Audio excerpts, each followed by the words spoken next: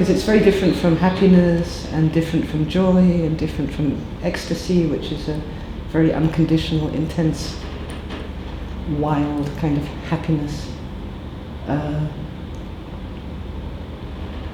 It's much more physical. Something quiet. It's almost sexual in a lot of places that it's taken to, like in Tantra. Bliss is very much to do with the kind of extreme pleasure of being in the body, being physical, being alive.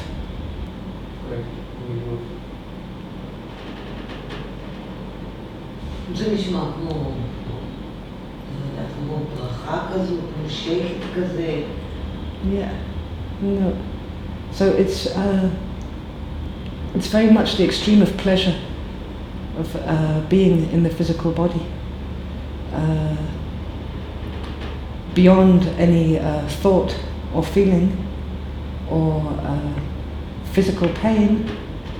There's a kind of background of bliss to being physically alive. So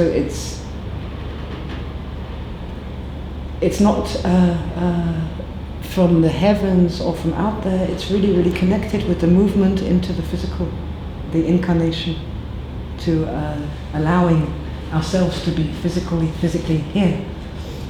And what happens with physical experience is that we tend to be very attracted to where there's pain. The rest is like nothing happening, not there. But if we have a pain, so there's a direct attraction to an area of pain, which is basically blocked bliss. There's a blockage of something, of a higher vibration, something vital, which attracts us there in our feelings. So in a way, we often step through physical experience from one pain to another. Like every painful thing, ow, I hurt my finger, is a milestone of, oh, I'm alive. Really? I'm alive because I'm in physical pain. Because I feel. Yeah. And what we forget to notice is that the rest of us is in a kind of very, very high vibration of bliss. We're just not conscious of it. It's very, very pleasant. It's just where it's not pleasant that we pay conscious attention to it. There's a good reason for this, which is that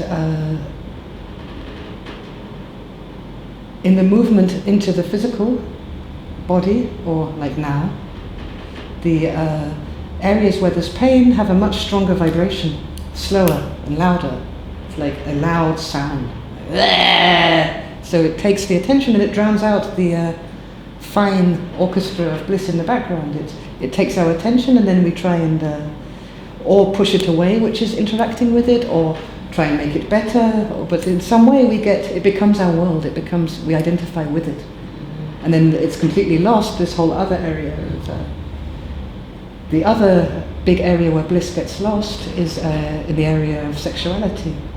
In this belief that sexuality is fucking. To say it simply, that we're not,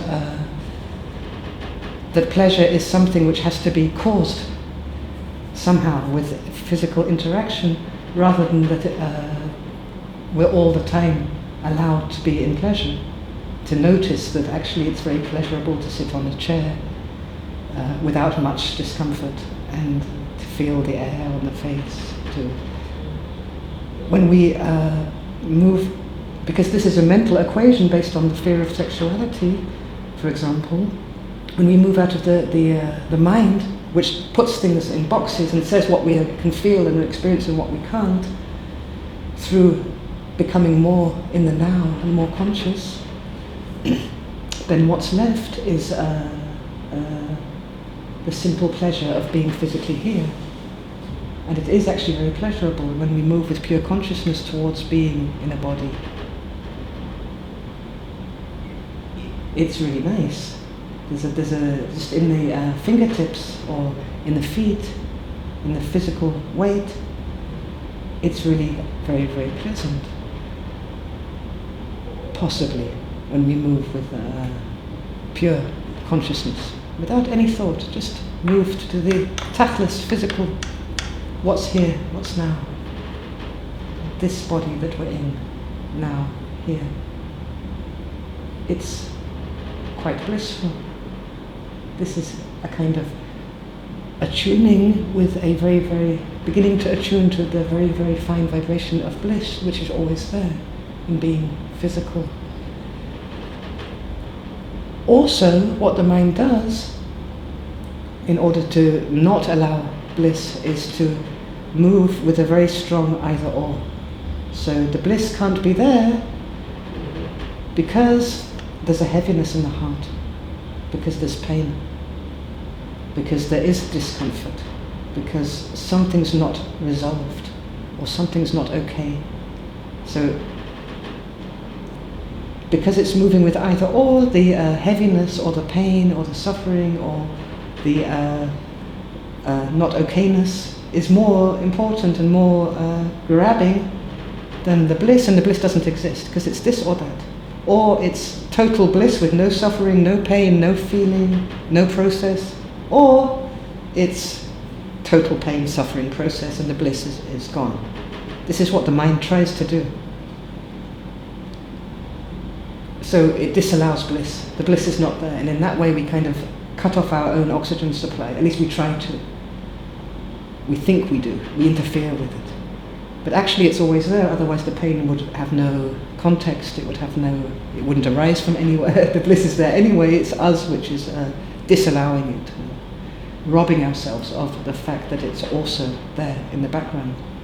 So there is this big drumbeat of pain, perhaps, but which can be seen as pain, but there is also this very, very fine flute music which is behind it. Behind that a very fine silence, blissful silence. So the movement to bliss is very much connected with the movement out of the thinking. Because the thinking is what's disallowing the bliss in the first instance.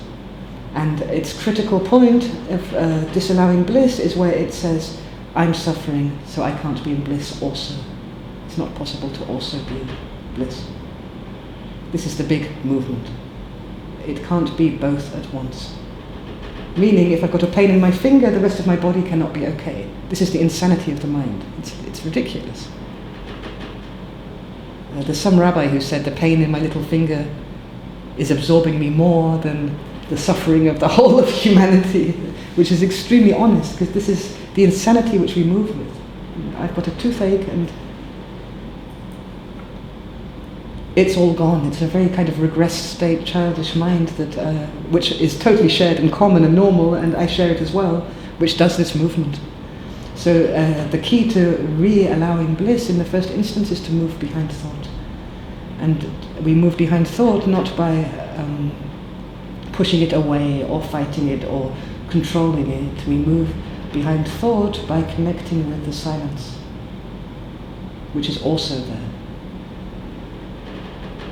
This is the key to thinking can happen and all of this, like there's always noise, but the silence is also there and we disallow the silence. So the more we connect with the silence, which isn't boring, it's full of flavors and textures and experience in itself, but the more we connect with the silence and allow the silence, the more the thinking loses its ability to take over the whole show.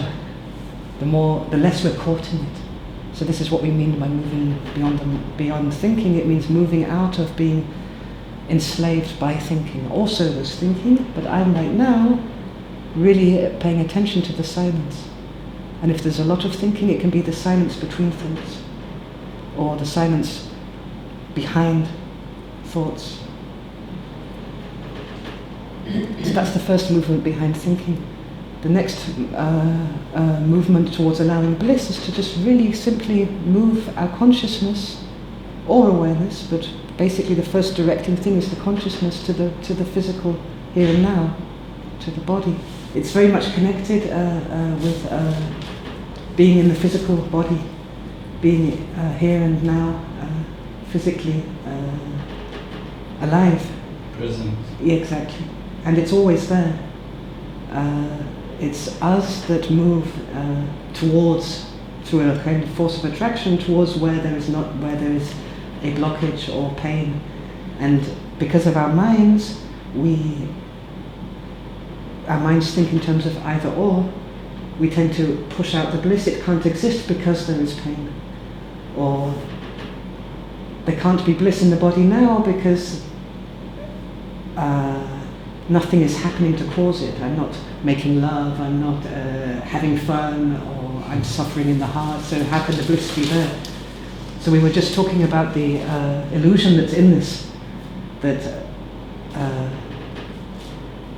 because there's pain in the finger, that the whole backdrop of the pleasure of being in the body at all, this very, very fine vibration, should be disappearing. So the first way to move, first thing we need to unlock to be able to move into the bliss, which is always there, is the idea that it's not always there, that it's either or. Because I'm suffering, I can't move into bliss. Actually, even when you're really suffering incredibly, it's possible to move into bliss, but you don't want to be there that long because there's work to be done with the suffering. It's a choice, but the bliss is there. It's possible in any moment to move to bliss. It's always available. Especially that's good to make that movement when we become too stuck inside suffering, when it's too much becomes like our universe and we can't see outside anymore on any level. So the tricks to moving into bliss, the first is to move beyond thinking.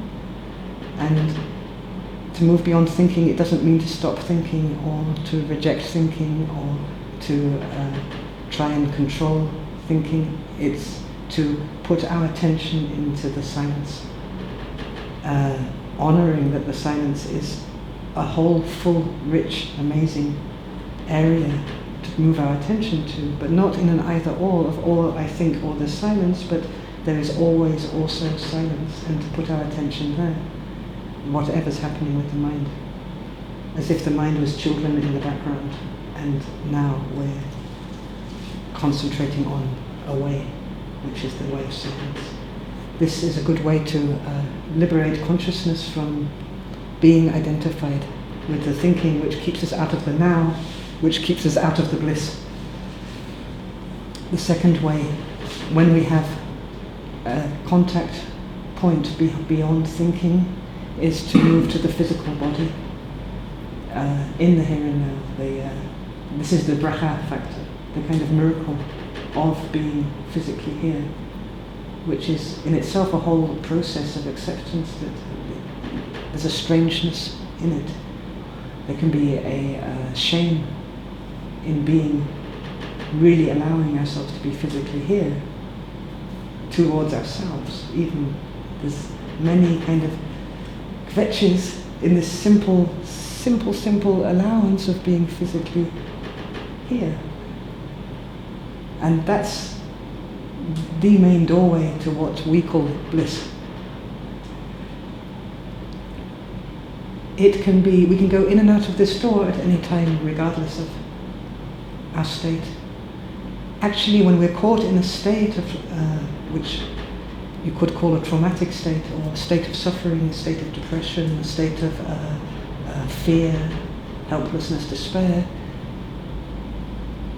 and it doesn't matter if it's ourselves, our own private thing, or something we're getting from others.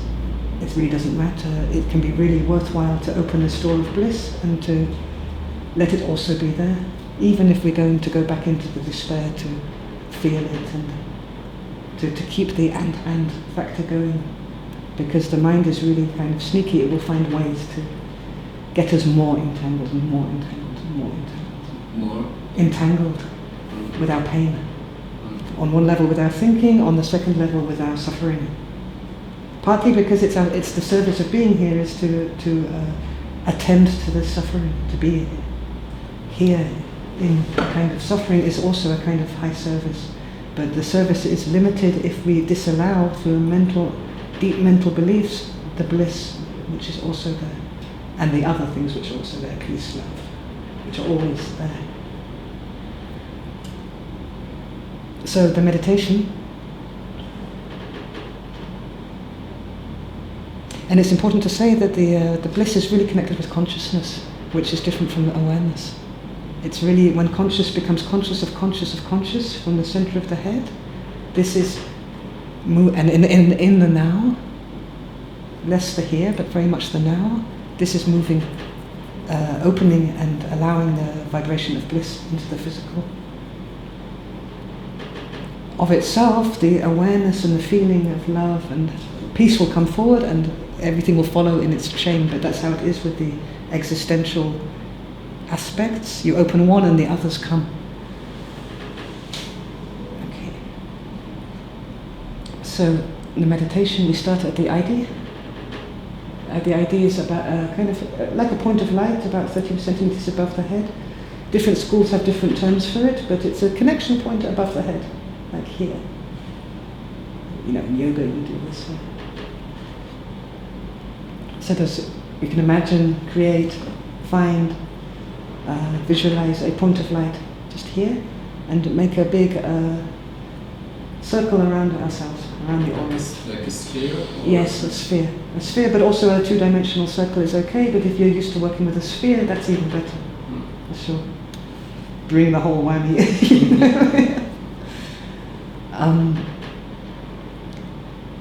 Then we connect the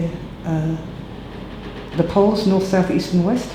Like the top to the maftech left, to the first depression point, the center of the chest. There's a point inside the earth, which is the polar opposite of the ID point. You can call it south.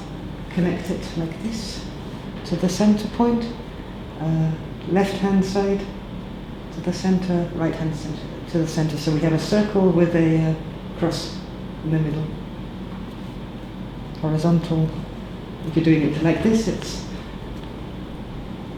you get quite geometric already. Yeah. I did it yesterday actually. Ah, yes? So, and wait at this point. Just feeling whatever's there. And allowing whatever needs to come up into the bubble in terms of feeling, in the circle to come forward. But really, making a movement for now, for this half hour, of saying to it, not now, not now. Just gently pushing it away, not now. Pushing what away? Anything that comes forward. It can be really anything, whatever you came in with today, entanglements, problems, feelings, suffering, issues, whatever it is, really allow it to come forward, and then very, very gently put it in the waiting room. Not now, just not now. Just for this half an hour. This is not an absolute thing at all. It's just not now. I see you, I know you're here, but not now. Recognize it, affirm it, let it be, and tell it to wait. Or not wait, but not now. And I'm talking about feelings as well as thoughts, but often it's a whole package. It's pain which is creating a feeling. I came in with a whole package this morning. We all come out of our lives into a Friday meditation with the whole chavila. So we see the chavila, we say, okay, away from me for now.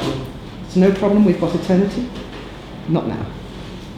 And we move from this point to the center of the head. The center of the head is a point like inside the head. You can find it, just hang out there, not in terms of finding a point, but just hang out really as if there was a point in the center of the head, a kind of center of consciousness. Also in the sense of the pineal. Yeah, exactly. Not this one, inside. Yeah. Between here and here, and between here and here, if you connect the two together, like you get to the center. And then we're going to look at ourselves, looking at ourselves, looking at ourselves. Be conscious that we are conscious, and conscious that we're conscious that we're conscious. It's no big deal. Just even if we can't get to that, if we can't just become conscious now, we can use the word now. Look at what's looking. This is a seeing thing, looking at what's witnessing. If this is not moving, then witness the silence. Witness the silence which is between the thoughts, behind the thoughts, before the thoughts, after the thoughts. Attend to the silence. Then we move our consciousness, which is connected also with willpower in a way, because we're directing now, to any one of these points, these places, to our fingertips, our hands, especially the fingertips, to the bases of the body where it's contacting the earth, or the feet, the feeling of the feet on the floor, or to the sensation of the air on the skin, or the clothes on the skin, but especially the air on the face, this whole area.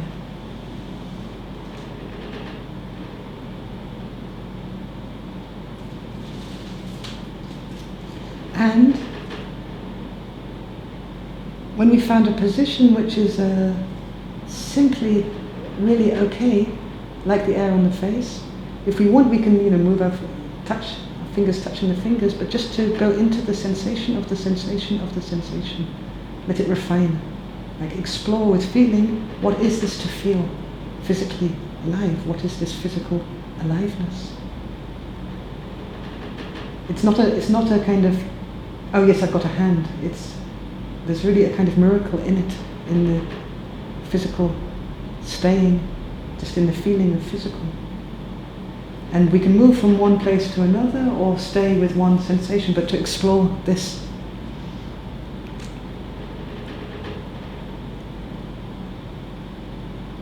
We continue with this until, and this probably will happen to all of us, something in the area of suffering comes forward, or a place where there's physical discomfort or pain, or a place where we feel suffering in our hearts, where we feel sadness or anger, or something caught, something which is not blissful. And then we move ourselves, and it could be the packages come back, but just take one bit of the package, the atmosphere of the package. Don't take any story of the package that we came in with in the morning or any particular feeling. Just take the atmosphere around it as if it's the atmosphere around a person, and really, really allow that to also be there for a while. Really, in the same way that we're feeling the pleasure of the air on the face or the feet on the floor, to really feel that, the atmosphere of our suffering or our entanglements, and really allow that, and then simply move back again to the now, now, to the bliss of the face or the air, or it can even be the bliss of hearing sound, or being able to see something in the imagination. And probably once is enough, and then just wait, just allow it, an expansion. But if you feel for it, you can do it again. Move between the suffering and the bliss, suffering and the bliss. And bliss is not a big, high thing, it's just pleasure, the pleasure of being physically. It's not something which is foreign or alien or far away, it's something very, very, very known to us. It's supporting us all the time. We just don't see it, because in a way we're always caught in a trauma, we don't. Like spoiled children, we don't let it be there because we suffer.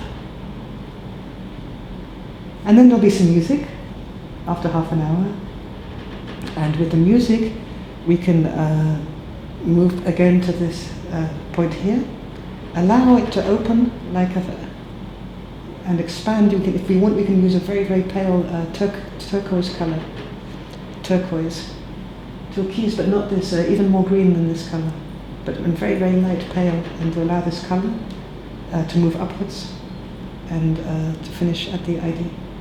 Really to allow the color to move over the whole, anything heaviness that's here, to kind of let the color touch it, expand back up to here with the music. Got it? So ID, circle, cross. Me, cross. The ID, Idea. aura, Yeah. make a cross from the earth point, from the ID, from the left to the right, centering in the first depression point, Maftech HaLev. And I like it so much better in Hebrew. First depression point means nothing, it's also loaded.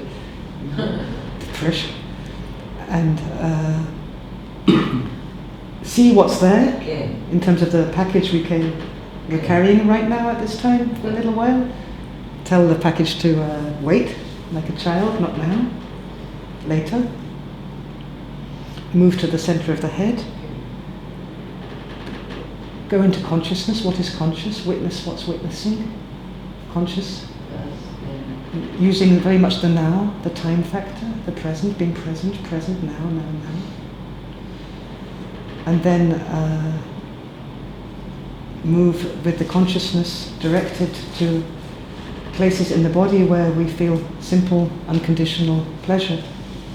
Or to our fingertips, to the feet, to the air on the skin, to the feeling of being held by gravity, the body supported on the chair.